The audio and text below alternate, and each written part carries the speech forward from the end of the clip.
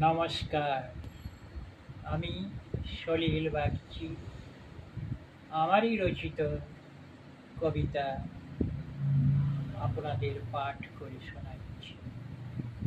আপনাদের ভালোবাসা এবং সহানুভূতি আমার চলার পথের আলোকবর্তিকা হয়ে আমাকে পথ দেখাবে, এই কামনাই করি। কবিতার নাম আশা। আষাঢ়ে বাদল ঝরে, রিমিঝিমি রিমিঝিমি রিমিঝিম। অম্বর ঘন গরজায় দারুণ রসে, ঝিলিকি ঝিলিকি আদরি মিরি।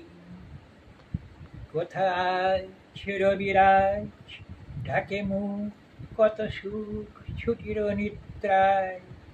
করি গুরু গুরু হাস্যে, ভীষণ গরজনে রবিরে ধমকায়। আঁধারের মাঝে প্রকৃতি ঢেকেছে আপনারে বর্ষা ঘরে।